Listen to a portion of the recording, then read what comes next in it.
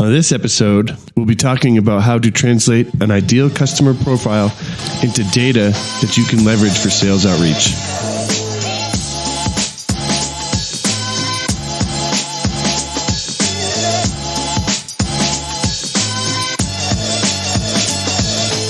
Hello, Logan. How you doing today, bro? It's cracking, dude. Not a lot. It's another beautiful, sunny bluebird day in Colorado, and you are in an interesting location right now. What are you looking at? Overlooking Waikiki. A little bit chill out there. Not such big waves, but there's people on the beach. Yeah. So it's a beach day though. Yeah, it's definitely a beach day. Yeah, I think it's hitting upper 70s, and nice. I've been cranking out all morning, and so that way I can have the afternoon. This is like vacation Union Resolute style, Yeah. Same here. It's the kids are on vacation, so I've been up early trying to take them skiing this afternoon. The silver lining is it's so cold out that I'm just trying to wait for the day to warm up a little bit. It's sick. It's like awesome. like -5 this morning. Yeah. Wow. I don't have that problem. I don't have that problem. Yeah. Not today. Yeah. Well, it's good to, I like working through vacation because it keeps you sharp, right? The worst is when you get to work and you're like, how do I do this? Like what? You just like lose your flow, I know. That's where I'm at. Creative time too. Yeah. I love working from different places and really like figuring out what it's going to look like when you get back into the game. So it's cool. Yes. Yeah. So this will be a good vacation lay down of a podcast. It's fun. This is the first podcast on location. I love it. Yeah. Let's do it. No excuses to not hit record. So today, today's topic is going to be how to translate an ideal customer profile into data, right? Into a list, into the audience, right? And so the reason this is relevant is because really, like when we're onboarding clients or even in the sales process, we're talking to people about how they need more customers, and then it's like, okay, so what is your ideal customer? And I think that it's safe to say that people have a good idea of that, but definitely not down to a data specific level, right? And it's not persona development; it's different, right? It's very articulated. Who is your customer, and this is what you do. This is a lot of like kind of the magic that you do, and the tools that you figured out how to use to do this. So I thought it'd be worth talking about. It's really just kind of like tricks of the trade from the master. It's kind of how I'm looking at this. So, you got that in you? Yeah. Let's talk about it. I think what I like about this is like, we're talking about translating what people know to be true and how they think about it and they feel about it into a language that, like, as we move into 2020, it's just so important that we're able to be very specific and accurate in our targeting and our thinking, especially when it comes to our ideal client profile, or ideal customer profile, whatever you want to call it. So, this is an important topic for sure. Yeah, and I think it's got varying levels of depth, right? And I think the depth we're going to right now is basically proving to anyone that a list can be created of someone's ideal customer profile. It's not a unicorn. It can be done. Yeah. And so why don't you start on, like, what are your kind of like first few steps when doing this? Yeah. So let's talk about this. So there's in my experience, there's two different types of, kind of targeting initial phases, right? There's I have a very broad market that I'm going after. I can't boil the ocean. So I need to segment down, and I need to find the veins that I can operate in.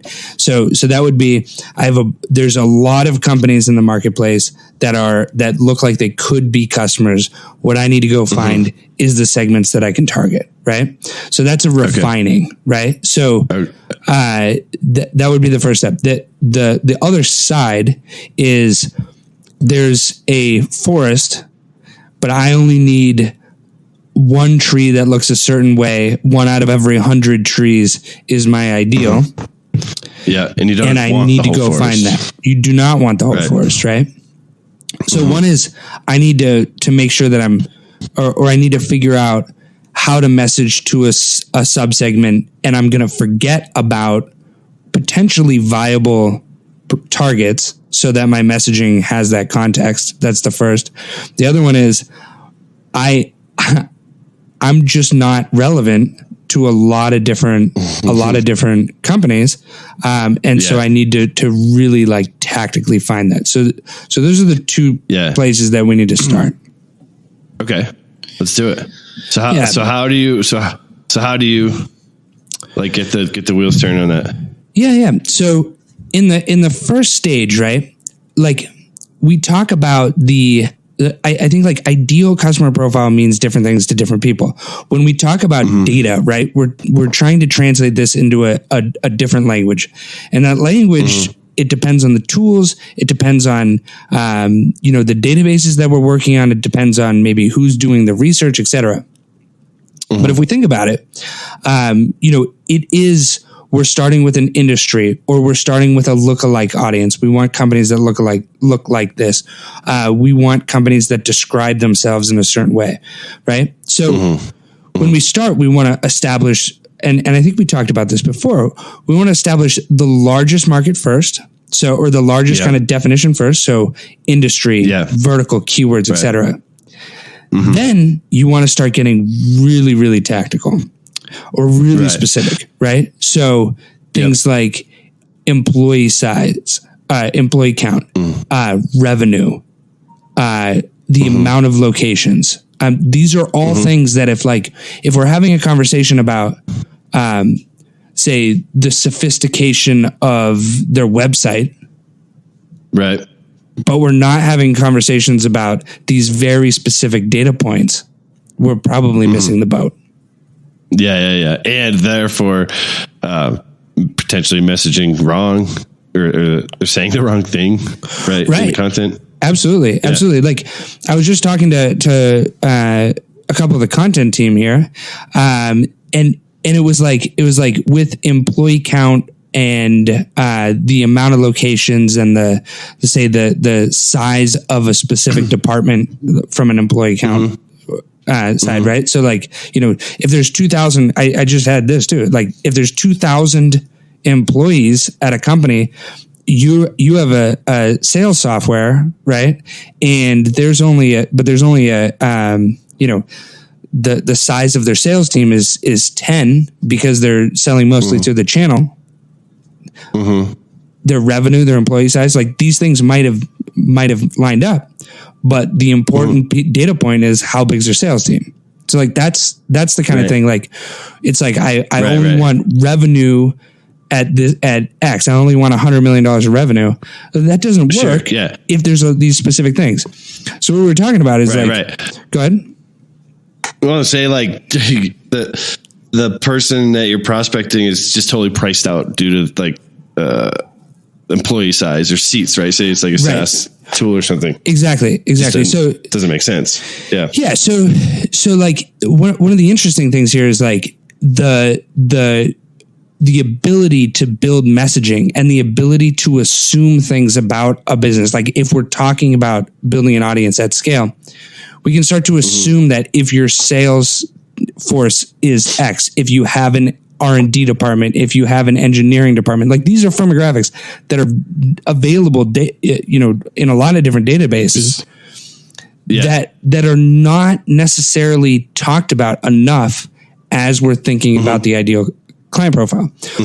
Our job here at Union is to like help our clients define that. We spend a lot of time helping our clients define that.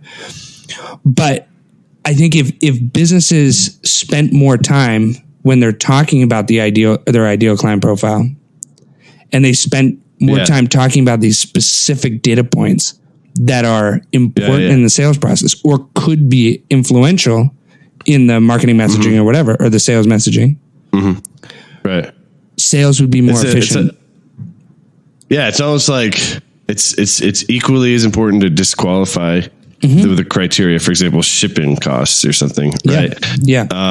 So because like if you were to talk to someone, they might not necessarily drive their ideal customer profile by like shipping costs or something like that, but it has to be extrapolated to create the right list. Right. So that would be like exactly. So for like a manufacturer, that would be it would be geo-targeting at that point. Right. So, if you want to use a proxy for shipping costs. Right.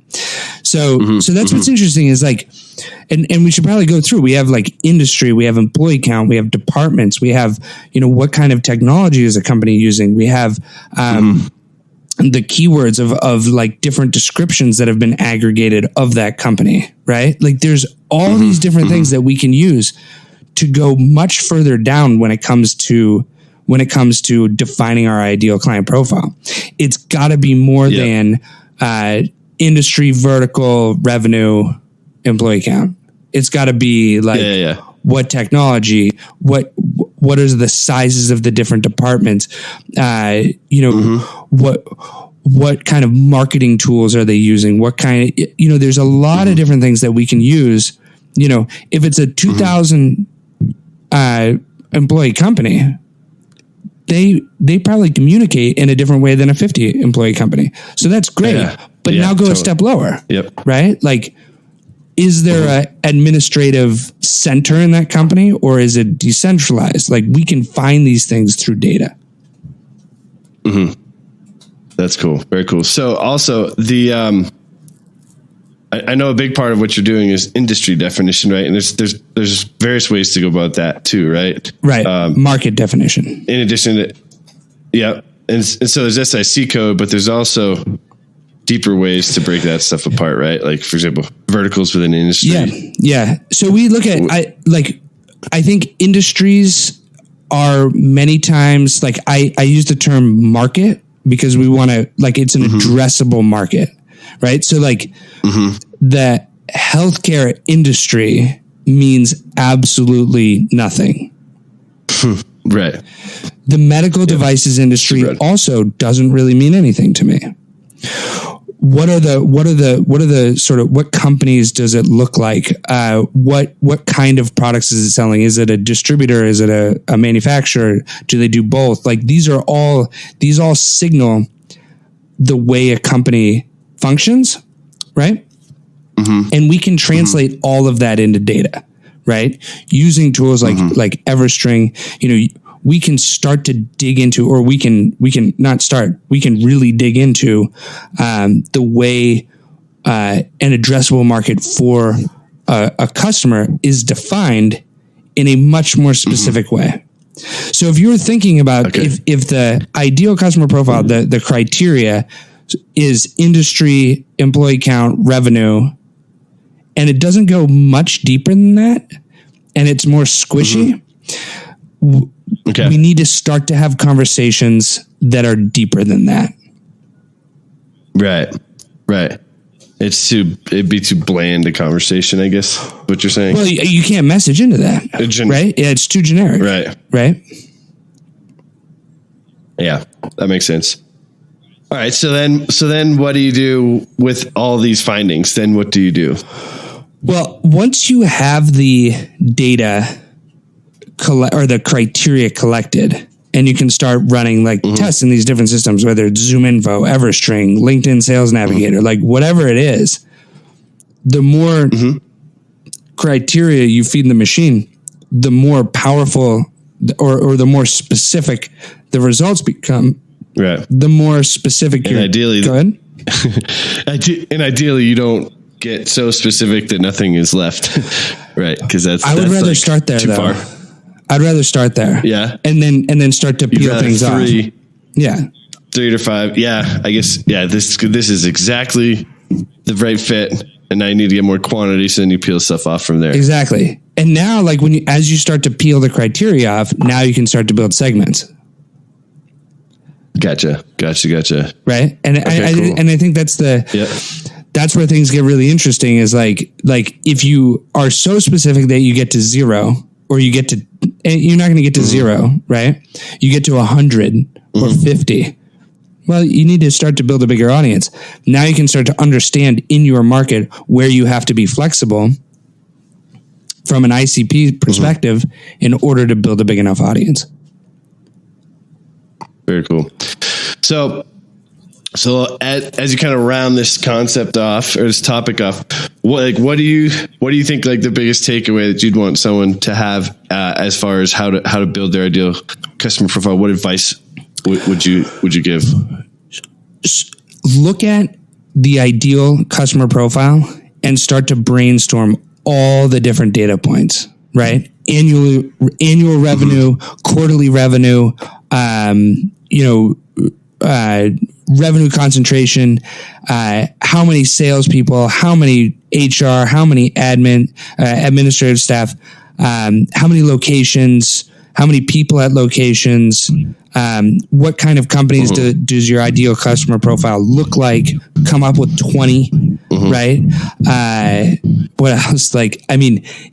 Just brainstorm. Like, you should fill up pages of what you think your ideal customer profile is, because it's just like, make the deal, like make the perfect. It's ideal. And then as you start to plug these things in, now start to peel it back. And now we can really start to see what the ideal customer profile is, not just this squishy, like, he drives a BMW, or, they do business with a competitor, like these things, like that's not helpful. It's how they order their coffee. Right. Exactly. It's not helpful. Yeah. All right, cool. So I think so. And I've done this in the tools that you use, and it's just fascinating. Like, try adding this criteria, try removing that criteria, and it's amazing to see how you can kind of move the needle around. Exactly. In the audience creation. Exactly. Cool. Well, I love it, man.